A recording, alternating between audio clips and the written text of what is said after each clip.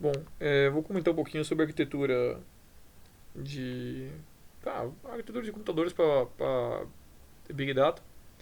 Falar um pouquinho do histórico, falar foi a evolução nos últimos 30 anos, tá? 30, 40 anos talvez.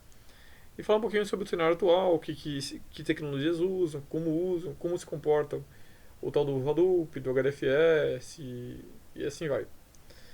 Bom, primeiro vamos voltar um pouquinho na história. Quando a gente fala 30 anos, a gente está falando talvez do comecinho nos anos 90. Começo dos anos 90, qual era o modelo de computação que a gente tinha? Aí, como vocês podem ver aqui na tela, a gente tem a solução 1, o que era? Ok, eu tenho uma quantidade grande de dados para ser processada. Eu tenho uma máquina gigante para isso. Eu tenho uma máquina com quantidade. Naquela época ainda não funcionava ainda o multicore, no começo dos anos 90. A gente tinha os computadores com processador de um núcleo só. E como é que você tornava um computador mais rápido?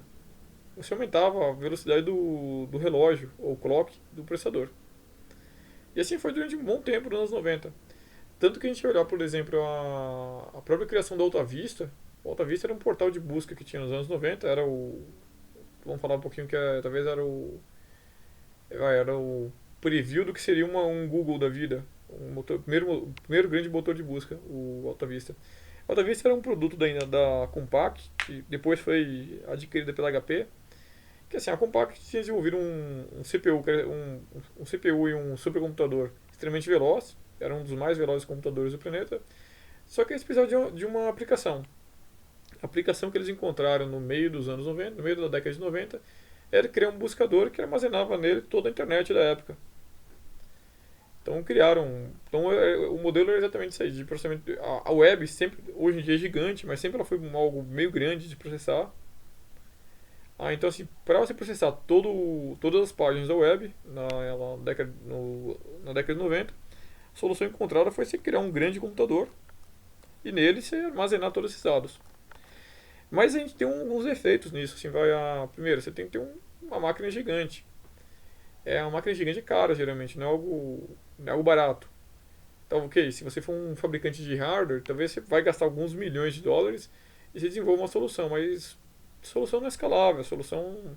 Você tem que crescer sempre o tamanho da máquina. Sempre o tamanho da máquina não é algo muito inteligente. Ah, no final dos anos 90, começo dos anos 2000, começa a se trabalhar com a ideia de multiprocessamento. O que acontecia? Os processadores agora não vinham. Chegou o limite físico dos processadores. Se não me engano, o Intel Pentium 4 chegava a 4 GHz, acho, de clock. É o limite físico da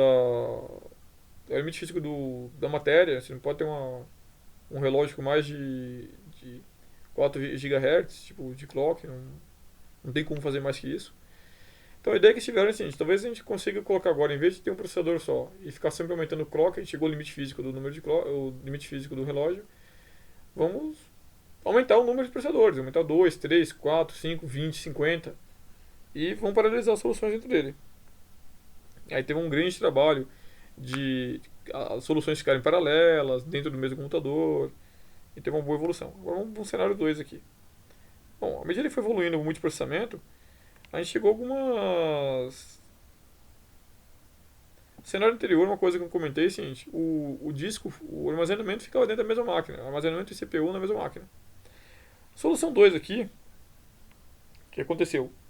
Ah, chegamos a outra conclusão.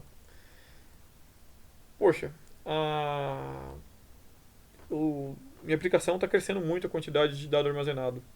Cara, eu usar um HD, um disco que dentro da minha máquina não é uma solução inteligente. E não é uma solução inteligente por vários motivos. Primeiro, se eu precisar crescer esse storage, eu não consigo crescer esse storage com a máquina ligada, com o meu CPU, com a CPU ligada. Se eu tiver algum problema no, no processamento, assim, no CPU, eu perco os dados também. A máquina, sei lá, deu algum problema nela, alguma falha. Isso é inteligente. Aí o que o pessoal acabou fazendo? Você colocou como solução 2 os processamentos e separado do armazenamento. Tá, na verdade, o que acontecia aqui geralmente? Você tinha aqui uma máquina com um tamanho bem grande mesmo, geralmente, e aqui você tinha um frame com uma quantidade muito grande de discos rígidos. E a outro lado legal dessa arquitetura é o seguinte: a gente sabe que disco rígido é um grande gargalo em qualquer sistema computacional. Porque, ok, assim vai a gente, o lugar mais rápido para acessar a memória em um sistema computacional é o dentro dos registradores do próprio processador. Porque são circuitos eletrônicos dentro do próprio processador, tá do lado de onde vai processar, é extremamente otimizado, é feito, é muito bom para consulta. Só que ele é caro. Ele é um espaço de memória pequeno e fica dentro do processador, é caríssimo ele manter isso aí. Aí você tem agora a solução secundária, que é a memória RAM. O que é? Uma memória com um clock um pouco mais lento, muito mais lento que o processador. A gente está falando talvez umas 80 vezes mais lento. Mas ok, o dado armazenado de maneira eletrônica. É rápido acessar ainda. O que é muito caro é disco. Disco rígido, o armazenamento é mecânico. Você tem aquele braço lá que ele move dentro do HD lá e até a agulha, até a agulha chegar a uma certa parte do disco e lá fazer a leitura. Então, assim, esse movimento do braço do HD é muito caro. Ele é muito lento. Então, assim, a gente tem que pensar em alguma forma de a gente reduzir os movimentos do braço. Então, o que o pessoal fazia? Esse aqui é final dos anos 90, começo dos 2000 já. O pessoal geralmente fazia. O pessoal geralmente.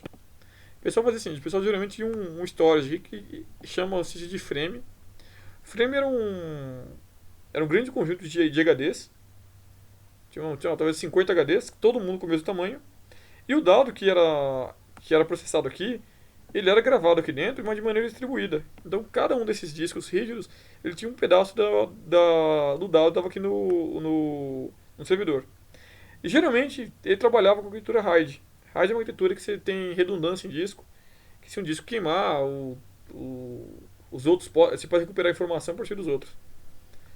Então, esse foi um modelo de dados, um modelo de processamento bastante utilizado nos anos 2000 e bem inteligente para pensar. Você tinha uma unidade de processamento e você tinha o disco separado. É extremamente inteligente. Isso que era usado em aplicações de empresas como telecom, banco, etc. Só que o mundo evolui, a quantidade de dados, cada ano que passa, a quantidade de dados coletados das diferentes aplicações é cada vez maior. Você tem mais gente acessando a internet, mais log gerado, mais dado armazenado e assim vai. Então a gente vai para uma solução 3 agora. A solução 3 é a seguinte: na solução 1, a gente esbarrava no mesmo problema da solução 2 e tem o mesmo problema da solução 1. Que era, a gente tinha que crescer de maneira vertical as máquinas. A máquina tinha que ficar cada vez maior à medida que tivesse mais dado para processar. Bom, se também é um problema grave também, que assim, por mais que eu posso paralisar o número de núcleos do meu processador, posso. Só que cara, vai chegar um ponto também que fica inviável a máquina. Você vai ter uma máquina, sei lá, de uma quantidade absurda de cores. Isso é extremamente caro. Quanto mais a máquina cresce de maneira vertical, ela aumenta a quantidade de memória e a quantidade de processamento, de núcleos de CPU, ela fica muito mais cara. Tipo, uma máquina de 1 GB de RAM e 1 core, ela é algumas milhares de vezes mais barato que uma que tem 100 cores e 100 GB de RAM. Mas você cresceu 100 vezes o processamento. Mas o preço cresceu na casa de milhares de vezes. Então, assim, não é tão trivial assim se aumentar a máquina cada vez mais. Então, o que foi pensado como solução? A gente cria, em paralelo, várias máquinas todo o perfil dessas máquinas aqui é o mesmo perfil. As máquinas têm o mesmo perfil. Se essa primeira tem 50 cores de CPU e 50 gigas, todas as demais têm a mesma coisa. Ah, mas por que todas as demais têm a mesma coisa? Não faz sentido. Faz.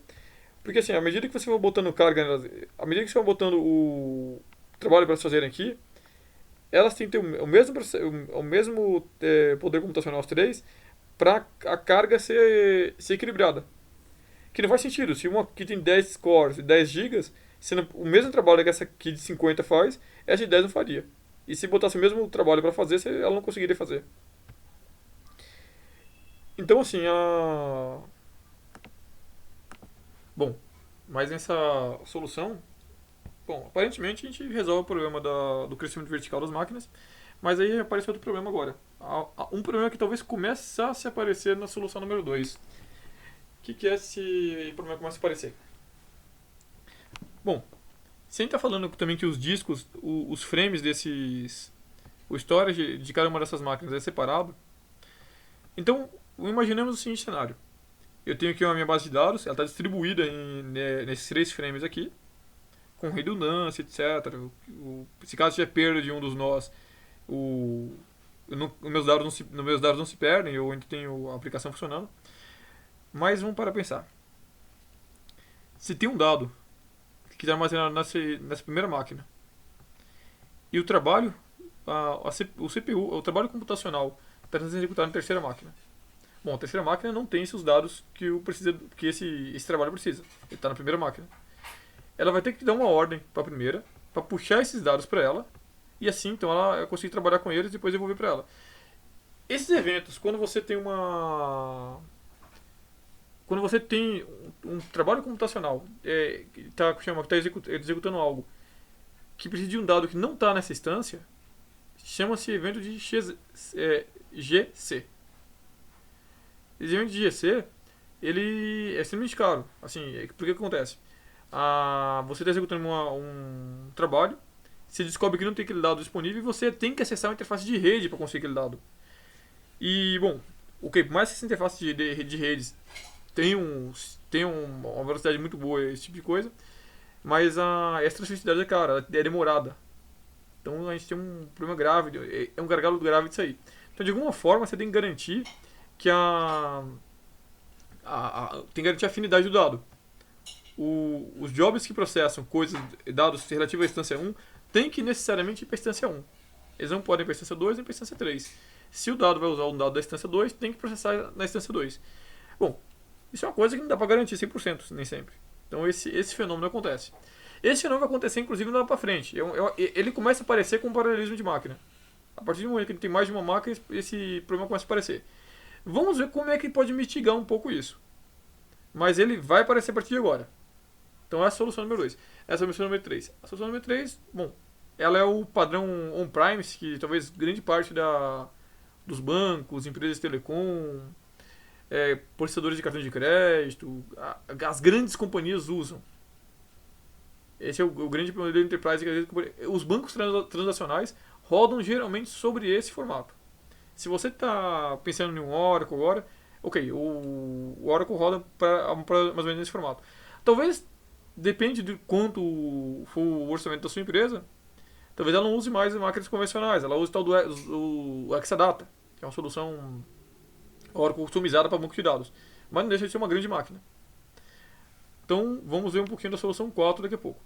A solução 4, ela resolve partes.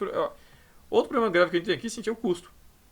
Esse tipo de solução, ele não é para empresa pequena. É uma solução muito cara, assim, pelas máquinas terem um grande poder computacional, você fica também preso a algum vendor específico. Geralmente o vendor das máquinas é sempre o mesmo. Sei lá, você fica preso a uma Dell da vida, a uma Hitachi, a uma HP, a uma Bull, a uma Oracle. Você fica preso a um vendor de hardware. E isso é uma coisa que é meio ruim. Você fica preso a um vendor de hardware é meio perigoso. Porque assim, o vendor ele vai cobrar o preço que ele acha que vale a máquina dele, você não tem concorrência, você não tem como. Amanhã se ela vai, eu comecei com máquinas HPs, quero mudar para máquinas Dell. E nem sempre você vai fazer com que essas máquinas convivam bem na solução. Nem sempre, às vezes, você consegue isso aí. Então isso torna-se um problema meio chato. Você ficar amarrado a um fornecedor não é algo bom. Não é algo muito confortável para ninguém. Bom, então vamos ver então a quarta solução. A gente já viu essa primeira que já introduz a ideia do paralelismo. Vamos ver a quarta solução. Bom, quarta solução temos algumas diferenças. Primeiro, a partir da terceira, a gente introduziu a ideia de paralelismo. Assim, não crescer mais de maneira vertical, mas crescer de maneira horizontal. Ok, vamos lá. Talvez alguns dos ouvintes não tenham. Talvez não tenham o discernimento para saber o seguinte: o que é um crescimento horizontal e o que é um crescimento vertical. Vamos fazer uma coisa mais fácil. Vou tentar explicar de maneira mais fácil para vocês entenderem. Crescimento vertical é a mesma coisa de ver uma árvore. A gente vê uma árvore de 5 metros, se ela cresce lá para 10 metros, a gente tem um crescimento vertical nela. Ela realmente cresce a altura, fica maior. Bom, em computação, a gente pode ver esse negócio, ver esse fenômeno acontecendo aumentando a quantidade de processadores ou aumentando a quantidade de memória RAM. Então esse é o crescimento vertical. Crescimento horizontal é quando cresce para os lados. O próprio nome diz isso. Ou seja, então assim, em vez de eu crescer a quantidade de núcleos de processador e memória RAM em uma única máquina, eu cresço esse número de processadores de memória com máquinas paralelas. Então assim, se eu botar uma segunda máquina, dobra a capacidade. Botar uma terceira máquina, triplico a capacidade. Se botar uma quarta máquina, eu multiplico por 4 a capacidade. Então esses eram os padrões antigos. Mas vamos lá. Uma das falhas que eu falei na solução número 3 era você estar amarrado a um vendor. O que é algo muito complicado. Porque se você começou a fazer seu projeto usando, sei lá, por exemplo, HP, você tem que usar HP até o final. Poxa, mas isso é muito caro. Porque eu tenho que chegar na HP, tenho que encomendar máquinas com poder computacional muito elevado. E meu parque só pode ter HP, só pode ter outro tipo de máquina. Mas vamos lá, vamos parar para pensar um pouquinho. Empresas igual Google, igual Amazon, igual, sei lá, a própria Microsoft. Eu não sei, assim, vamos parar pra pensar. Talvez eu não imagino o Google tendo um monte de máquinas com o mesmo poder computacional para fazer aquele buscador deles. Realmente não é viável. Então, por volta dos anos 2000, acho que talvez primeira metade da década de 2000, a Google teve a seguinte ideia. Ela escreveu um artigo chamado Google File System, que a Google ressuscitou algumas ideias de MapReduce. Mas o que é MapReduce? MapReduce a Google não inventou isso. Ponto 1. Bom, isso foi inventado na década de 60 e 70, quando começou a ter computador. Quando o computador digital já tinha sido estabelecido, já era usado em ambiente comercial, as universidades tinham computadores digitais. Bom, tinha as primeiras linguagens de programação nessa época. Nos anos 70, anos 60, tinha as primeiras linguagens de programação. A gente tinha tinham dois grandes paradigmas. A gente tinha o paradigma imperativo, que é cada instrução, as instruções são executadas uma após a outra, e o paradigma funcional. Bom, eu vou fazer um vídeo especial só sobre o paradigma funcional, que é algo muito novo em relação a... Não é algo muito novo, é algo muito diferente em relação à programação orientada a objeto, em relação à programação imperativa e etc. A programação funcional, vou dar até uma breve descrição agora para vocês entenderem. Entendam isso como o seguinte: vocês estão guiando em uma estrada, aí vocês verificam uma seta, tipo de vira à esquerda ou vira à direita. O que eu vou falar agora é o equivalente a isso. É um pequeno adendo que vocês vão ter no futuro, mais um pouquinho para frente. Peço que vocês tenham paciência, mas em breve terei uma explicação disso. A programação funcional tem duas grandes operações nela. Que é a operação de map, que eu, dado uma lista de elementos, eu executo uma função sobre cada um desses elementos. Exemplo, eu tenho uma lista de 50 elementos. Eu quero somar 1 a cada elemento. Então eu vou fazer uma função de some 1 sobre cada um dos 50 elementos. Essa é a operação de map. Com toda vez que eu tenho uma lista, uma coleção de valores, e eu aplico sobre essa coleção de valores uma mesma função. Some 1, divida por 2, multiplique por 3, e assim vai. Ou substitua tudo que tiver A por E. Sei lá, pode ser isso? Tudo que tiver X por S. Pode ser isso. Então vamos lá. E o reduce? O que é o reduce? Toda vez que eu tenho uma coleção de valores que eu reduzo a coleção de valores para apenas um valor, é um reduce. Ora, mas onde é que eu encontro isso na vida real? Um somatório é um reduce. Porque um somatório você tem uma lista de valores. E ao você somar todos esses valores, você tem apenas um valor como resultado. Uma média ponderada, tudo isso vai retornar para você apenas um valor. Por mais que você tenha uma grande lista de valores, você vai ter um valor só. Uma contagem. Eu quero contar o número de elementos de uma lista. Não importa quantos elementos sua lista tenha, sua coleção tenha. Vou usar o termo coleção em vez de lista. Não importa quantos itens sua coleção tenha. Ao final da contagem, ela vai retornar um valor. Sua coleção tem 5.000 itens, 10.000 itens, 2 itens, e assim vai. É apenas um valor. A ideia do Reduce é você pegar uma coleção e resumir para um valor. A ideia do Map é você aplicar uma função sobre cada um dos valores da coleção. Bom, talvez você tenha entendido parte disso. Eu vou explicar isso melhor quando a gente entrar na aula especial de paradigmas de programação. Por enquanto, eu peço que vocês entendam isso aí e tenham um pouco de paciência.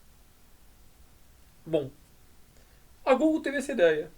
Ora, nos anos 60, nos anos 70, teve esse paradigma de linguagens funcionais e lá tinha o tal do Map e do Reduce. Ora, temos um problema hoje. Eu não tenho um orçamento grande o suficiente para comprar só máquinas Dell, só máquinas HP, ou são máquinas IBM, ou máquinas Oracle, são vendedores caros. A Google ela inicia como uma startup. Tipo, aliás, se você pegar aquele livro do John Batelli, de o nome do título do livro é A Busca.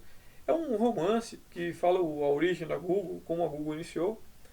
E você olha ali, tipo assim, não sei, toda empresa startup tem um pouco de fantasia no começo. Mas a Google, quando ela nasce com hardware como utilizado. E o que eu quero dizer como hardware como utilizado?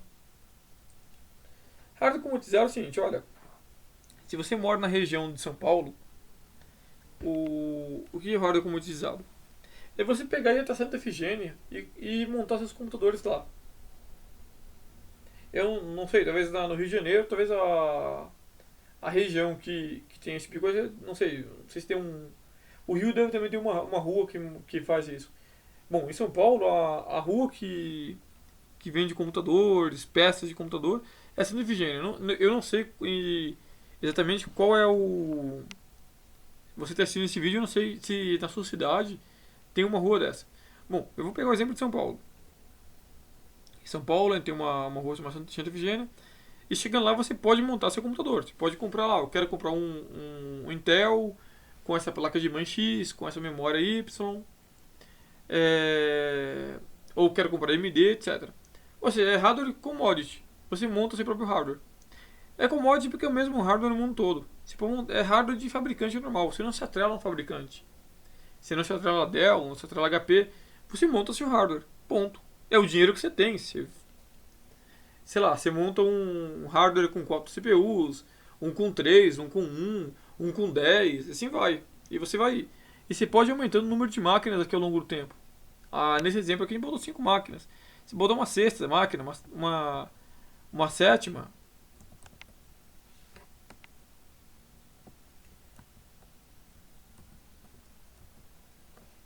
Opa, passei um pouquinho demais. Vamos voltar pra cá. Vamos montar aqui uma cesta. E aí lá, vamos lá. E essas máquinas todas aqui, vamos lá. Se a gente tem um conhecimento um pouco inicial, talvez, em hardware, a gente sabe que tem o hardware, ele tem. Cada uma dessas pequenas máquinas aqui vai ter seu disco rígido local, o seu HD. E ok, qual foi a grande ideia da Google? Ora, a Google passava por um problema. Qual o problema que a Google tem? O primeiro exemplo, eu dei o exemplo para vocês do AutoVista, que era uma solução da Compaq, que ela criou uma máquina com hardware extremamente grande para a época, e ele armazenava dentro dele toda a internet. Olha, a gente tem que parar pra pensar o seguinte, olha, se a gente deu o primeiro exemplo lá talvez do ano 95, 96, a gente sabe que a Google nasce por volta de 98, 2000. Olha, a quantidade de páginas que existia na internet no começo dos anos 2000 era muito maior que no meio dos anos 90. Isso é algo que é fato. Poxa, então a quantidade de dados que eu tenho que armazenar realmente é muito mais alta. É que houve um crescimento exponencial do número de dados, esse tipo de coisa. E qual a ideia do Google File System? Que é evolução natural para o HDFS. O Google File System tem a seguinte ideia. Ora, se eu tivesse uma rede de computadores, todos esses computadores baratos, que eu pudesse comprar na Santa Efigênia, e se de alguma forma eu interligasse todos os computadores, todos foram interligados e todos se enxergassem, eu podia construir um disco que não mais fosse um disco local, mas um disco virtual. E quais as propriedades que esse natural teria? Esse disco novo teria? Esse disco que fosse compartilhado entre as máquinas teria? Olha, primeira coisa que ele teria. Vamos parar a pensar. Se está falando de como utilizado, que é hardware com processamento de Efigênia, se eu pagar essa máquina aqui, eu tenho que conseguir recuperar a informação ainda. Porque essas máquinas baratas, elas têm um tempo de vida útil curto. Elas podem dar problema, podem quebrar a qualquer hora. Então vamos lá. Então eu tenho talvez algum mecanismo que controle falhas. E como controle falha? Simples. Todo arquivo que eu inserir dentro dessa solução aqui, eu vou quebrar ele em três partes. E vou botar ele em três máquinas diferentes. Essas partes dele. E ela vai botar três cópias da mesma parte em três máquinas diferentes. Se uma máquina cair, eu tenho outras duas com o mesmo dado. Então, ok, eu garanto então a integridade dos arquivos pela redundância. Esse é um ponto. Bom, o segundo ponto. Eu tenho que pegar assim, tenho que pegar esse. De alguma forma, eu tenho que evitar também a quantidade. Nos vídeos anteriores, não, mesmo vídeo, nos exemplos anteriores, eu comentei que o HD era extremamente lento para leitura. Por quê? Porque ele tem aquela parte do braço mecânico dele, que ele tem que parar em alguma determinada posição do disco para ler esse tipo de coisa. E isso é um gargalo grande. Que vamos pensar. Eu vou fazer um adendo aqui de um pedaço. Talvez eu vou retornar isso com vocês em uma aula sobre sistemas operacionais. Mas vamos abstrair um pouco. Se eu tenho um arquivo de 1 GB, que é um arquivo com um tamanho um pouquinho elevado, e eu quebro ele dentro de um disco rígido de um computador em 1000 partes, e essas 1000 partes elas não estão próximas uma da outra dentro do disco, eu tenho que mover a agulha 1000 vezes. Eu tenho que mover o braço da agulha 1000 vezes. Pelo disco rígido ter um comportamento mecânico, essas 1000 mexidas de braço elas vão ser demoradas, não vão ser algo rápido. Então vamos lá. Eu tenho de alguma forma, para ler um arquivo de maneira muito rápida, eu tenho que fazer com que todos os dados desse arquivo estejam gravados dentro de um certo tamanho de disco, um certo espaço. Eu vou colocar a agulha em um pedaço do disco e vou ler todo o conteúdo do arquivo, ou a maior parte do conteúdo do arquivo. E vamos lá. Para evitar esse número de idas e vindas da agulha, eu estabeleço aqui no HDFS a seguinte informação. Todo arquivo, independente do tamanho que tenha, um bloco de informação desse arquivo vai ter 128 megabytes. Tá, mas o que significa? Significa que independente do tamanho do arquivo, a menor unidade que ele vai ter é 128 megabytes. Ah, mas ok, mas se o meu arquivo tiver 1 mega, se o arquivo tiver 1 mega, ele vai ocupar dentro do disco, no HDFS, 128 megabytes. Ah, mas se o meu arquivo tem, sei lá, tem 256 megas, ele vai ocupar 2 blocos. um de 128 e um segundo com 128. A menor unidade de um disco no Hadoop é 128 megabytes. Ah, mas por que ele faz isso? Para evitar o deslocamento de agulha do HD. Ponto. É otimizado para isso. Então, ok. Com HDFS, o que eu faço? Eu crio... Se eu tiver 500 máquinas, eu crio entre as 500 máquinas, que tem... Cada uma das 500 máquinas tem um disco rígido separado. Eu crio um único disco rígido compartilhado. Em que todas as máquinas enxergam o conteúdo de uma da outra e conseguem mandar mensagem uma para a outra. Ponto. Isso é o HDFS. É um sistema de disco é um sistema de disco gerenciado e compartilhado com nesse cluster, nesse aglomerado de máquinas. Ponto. Ah, mas é ok. Aí você me fala agora, tá, você resolveu o problema de disco. Mas de qualquer jeito não resolve o problema que eu tenho, porque assim, no exemplos anteriores que você me deu, as máquinas eram grandes. Cada uma tinha 100 núcleos, 100 GB de RAM. E essas outras aqui, eu não tenho dinheiro para essa Ifigênia e comprar uma máquina de 100 núcleos, 100 GB de RAM, 100 GB de memória RAM, 100 GB. E outra, essas máquinas não são nem disponíveis para o público normal. E não consigo ir lá comprar um hardware desse. Então, e você falou que isso é hardware comoditizado. Hardware comoditizado é que eu encontro em qualquer lojinha de computador. Ok, isso é verdade. Então vamos lá. Se a gente criou aqui uma abstração para sinalizar que todas essas máquinas têm o mesmo disco, então a gente tem que criar aqui também algo novo. Vamos criar algo aqui também, então algo novo. Porque assim,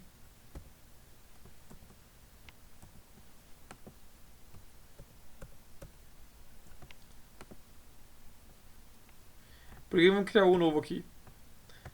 Porque tá falando de, assim, se a gente já conseguiu botar disco como algo comum, então vou ter que criar alguma coisa diferente agora. Porque assim, independente do número de máquinas, a gente tem que agora abstrair que agora não existe mais 20 máquinas, 30 máquinas, 40 máquinas. Agora existe apenas uma máquina. Mas como assim uma máquina?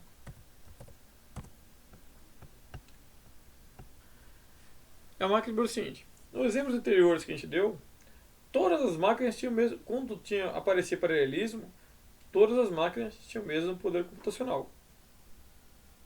Aqui é hardware comoditizado. Ano passado, eu consegui comprar máquinas com 2 GB de RAM e 2 CPUs. Esse ano, eu consegui comprar máquinas de 4 GB de RAM e 4 CPUs pelo mesmo preço. Aquelas máquinas do ano passado estão com tempo de vida útil ainda rodando. Eu não posso jogá-las fora. Para criar uma abstração do poder computacional, essa solução 4, que é a solução Hadoop, ela, além de me dar o HDFS, que é esse disco distribuído, ela me dá uma solução chamada Yarn. E o que o Yarn faz? O Yarn, na verdade, vamos lá, só vou dar uns passos atrás para vocês me entenderem. Quando foi escrito esse artigo sobre o Google File System, bom, isso mudou grande parte da computação. A computação distribuída ganhou um grande impulso. E teve um desenvolvedor que ele leu esse artigo e ele resolveu implementar o que o artigo falava. A Google já tinha essa tecnologia, mas teve um desenvolvedor que teve a ideia de vou ler esse artigo e vou criar uma solução open source. A solução open source que esse desenvolvedor criou é o Hadoop. E o Hadoop, o que ele faz? Ele faz uma abstração de disco, que é o HDFS, que é o Google File System. Só que assim, como eu tenho máquinas com perfil diferente, cada máquina tem uma característica especial de hardware, ele de alguma forma ele tem que pegar todas essas máquinas e criar uma abstração como se elas virarem uma máquina só. Se você tiver 10 máquinas no seu aglomerado, no seu cluster, com a solução do Yarn, essas 10 máquinas viram uma máquina só. E ele consegue, minhas 10 máquinas tem, sei lá, no total 50 cores CPU e 100 GB de memória RAM. Eu enxergo como se fosse uma coisa só. E essa camada que cria essa abstração, esse gerenciamento de processamento em máquinas distribuídas chama-se Yarn. Então a ideia do Yarn é fazer igual o HDFS faz. HDFS ele faz uma ideia de um disco distribuído. A gente tem disco com tamanhos diferentes em cada uma das máquinas, ele consegue entender que tudo aquilo é uma coisa só. O Yarn, a gente tem memória e CPU em cada uma das máquinas, ele faz com que tudo aquilo vire uma coisa só. Então isso que ele faz. Isso é muito bom, porque assim, isso faz com que você se possa aumentar o seu parque de máquinas com uma maneira muito fácil. Você compra hardware de commodity, vai adicionando máquina nova, ele vai e seu cluster vai aumentando também o poder de processamento dele. Isso é uma grande coisa. Isso é uma coisa muito interessante mesmo. Mas existem alguns problemas. Assim, isso implica que você tem que ter uma grande quantidade de máquinas ligadas o tempo todo. E ok, se você for uma empresa de internet, se você for a Google, se for a Yahoo, se for a Microsoft, a Amazon, ok, você vai botar essas máquinas ligadas de qualquer jeito. Mas se eu quero criar um relatório do número de pessoas que visitam o meu site, eu quero criar uma transformação, e vou usar o termo transformação a partir de agora, transformação eu vou indicar no seguinte sentido. Em qualquer ato em que eu tenho o dado bruto, o dado que eu recebo de algum lugar, e eu extraio uma informação especial nele, eu faço alguma transformação nesse dado que eu recebi para outra coisa, para eu entender melhor ele. Então vamos lá, vamos supor que eu tenho um site e eu quero saber de onde são meus visitantes. Então eu posso pegar o log do servidor, log de acesso desse site, e olhar o endereço IP de cada um dos acessos e pelo endereço IP saber a cidade de origem. Essa é a transformação que eu posso fazer. Mas isso é um relatório muito pontual, que eu tenho que gerar esse relatório uma vez por mês, que minha equipe meu departamento de marketing da minha empresa, ele vai pegar esse relatório e vai fazer algumas ações de marketing, sei lá, vão investir em propaganda nas cidades que tem mais acesso, esse tipo de coisa. Um exemplo é isso. E não precisa ser esse aglomerado de máquinas, ou cluster, ligado 24 horas por dia. E aí vamos para a quinta solução. O que a gente tem na quinta solução?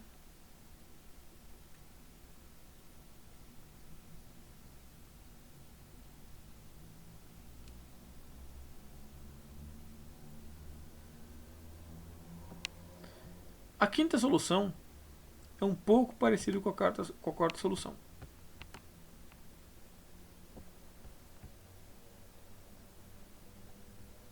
Vamos deixar um pouquinho mais estável aqui na tela, para vocês acompanharem um pouco melhor. A quinta solução tem a ver com computação na nuvem. Bom, todos os exemplos anteriores que eu dei, que a gente acabou vendo aqui, eram de soluções que rodavam na rede local da empresa. O problema de rodar na rede local da empresa é que você precisa de dinheiro para comprar as máquinas.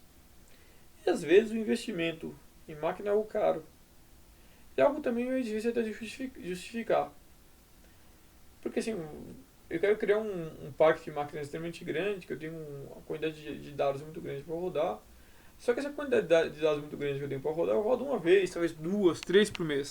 Talvez durante 3, 4 dias eu preciso de todo esse hardware. Ou no final do mês eu preciso disso. Bom, para deixar o dado armazenado, deixar as máquinas ligadas. Que não adianta desligar as máquinas. Desligando as máquinas, pega os dados. Não tem como acessar a máquina desligada. E a gente entra naquele mesmo problema que a gente tinha na solução 1. A gente tinha uma grande máquina lá ligada e tinha um disco interno lá dentro. E se a máquina fosse desligada, perdia os dados, que eu não conseguia acessar essa máquina mais. Tinha que religar ela para isso. Bom, e o que aconteceu nesse meio período, nesse meio tempo? As grandes empresas de tecnologia, como Google, Amazon, Microsoft, que é a Azure, e a Alibaba, a Yandex, todo mundo. Isso é algo que o mundo todo usa como tecnologia. Toda grande empresa usa, de nuvem. Ela apresenta uma nova solução. Toda nuvem que você olhar, independente de quem seja o fabricante, pode ser qualquer um, ele sempre vai te oferecer um produto de storage. Sempre, todos. Que é um sistema de arquivo que você pode colocar seus dados lá dentro. No caso da Amazon é o S3. No caso da Google é o Cloud Storage. Eu não lembro, não me recordo o nome, como é que é na Azure. Azure é que é a Microsoft. Não sei qual o nome que usa na Yandex. Não sei qual o nome que usa na Alibaba e nem na Huawei. Não sei. Mas toda solução de nuvem vai te dar uma solução de storage lá na nuvem. Em que você vai pagar pelo dado que se armazena. A cobrança sempre vai ser a mesma coisa. Quantidade de dados que eu armazeno, número de vezes que eu precisei acessar esse dado e a quantidade de dados que eu trafeguei na rede dessa empresa. Ponto. Essas são as três métricas. Eu posso estar falando de qualquer empresa, todos vão cobrar por essas três métricas. Ponto. Fato. Então vamos lá, ok. Eu subi meus dados aqui na camada de storage da nuvem. E a parte de computação, eu vou fazer algo parecido com a solução 2, em que eu tinha uma máquina para fazer processamento e eu tinha o storage separado. Porque se eu desligasse a máquina de processamento, meus dados estavam armazenados em algum lugar ainda. E nessas soluções de nuvem, o que a gente tem? A gente tem que economizar a maior quantidade de dinheiro possível. Porque assim, o que acontece de nuvem? O parque de máquinas já está pago. Já está à disposição da gente já. Porque assim, empresas igual a Google, toda hora todo mundo faz algum tipo de busca na Google. Então ela tem que ter uma quantidade grande de hardware ligado para responder nossas buscas que a gente faz lá. Ela tem que responder nossas buscas. E o que ela faz? E essas buscas ela tem um comportamento sazonal. Em algumas horas do ano, ou até do dia mesmo, tem mais gente pesquisando termos do que em outras horas, ou em outras épocas do ano. Mas ela tem que deixar um parque de máquinas ligado para isso. E como é que ela. Poxa, mas ela vai deixar as máquinas ociosas? O que ela faz, gente, com essas máquinas ociosas, que ela não vai usar nessa época do ano, ela vende o poder computacional delas. E essa é a essência de como qualquer nuvem ganha dinheiro. A Amazon faz a mesma coisa. A Amazon ela é um grande varejista online. E o que eles percebiam? Na Black Friday e no Natal, talvez no dia de ação de graças, dia dos namorados, sei lá, dia dos pais, dia das mães, eles tinham que deixar uma grande quantidade de máquinas ligadas porque dava um pico de acesso. Mas no restante do ano não existia esse pico. Mas eles tinham que ter um parque de máquinas ligado 24/7 pensando nesse pico, que podia dar no Natal, podia dar, sei lá, na ação de graças, não sei, no Black Friday. O resto do ano não aparecia isso. E, ok, isso é um custo a mais. Se você tem sua rede, sua quantidade de servidores dimensionada sempre para a situação de pico você não tem toda hora, você tem uma hora ou outra ao longo do ano. Então você tem que ganhar o dinheiro de alguma forma com esse excedente de máquinas que tem lá. E a Amazon conseguiu ganhar dinheiro com esse excedente alugando essa infra que eles tinham lá a mais. Então vamos lá. A ideia toda é a seguinte: é você alugar um storage, armazenar seus dados no storage e você instanciar, quando digo você criar um cluster, um aglomerado de máquinas que você vai pegar esse dado no storage, processar eles e escrever no storage de novo e apagar esse cluster. Ou seja, você vai pagar só pela computação que você usou para criar os novos dados. Esse seu cluster, ele comporta de maneira transiente. Ou seja, ele não vai ficar ligado 24 horas, 24/7. Ele vai ser ligado apenas naquele momento que você precisar de processar aqueles dados. Se eu preciso gerar aquele relatório uma vez por mês, eu vou ligar o cluster, processar os dados que estão lá no meu storage, criar o relatório, mandar o relatório para algum, processar esses dados, criar o relatório, mandar esse relatório para algum lugar e desligar o cluster em seguida e não pagar mais nada não pagar mais nada com isso. Essa ideia é aquela velha ideia de você separar o poder computacional do storage, que a gente viu na solução 2. E talvez essa é a grande lição que vocês têm que aprender agora, que vocês estão me ouvindo agora. Sempre separem a computação do storage. Com isso vai ter um menor custo nas coisas, a sua solução vai ficar mais barata, você vai poder processar uma quantidade de dados maior, gastando menos dinheiro, e vai reduzir os seus custos com computação. E essa é a grande vantagem da nuvem. Que na nuvem você paga tudo, você paga apenas por aquilo que você consome. Que é uma grande vantagem em relação ao on-premise, que é o local. Bom, essa foi a nossa pequena aula de arquitetura. Espero que vocês tenham gostado.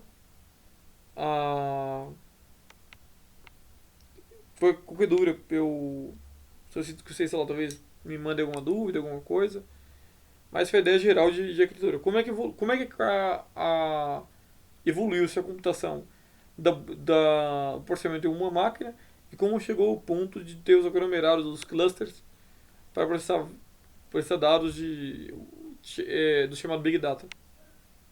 Essa foi a grande ideia dessa aula. Próxima aula eu vou abordar um pouquinho mais dos principais ferramentas de Big Data que a gente tem hoje. E como é o funcionamento de cada um dos principais. Bom, então até a próxima aula e até mais.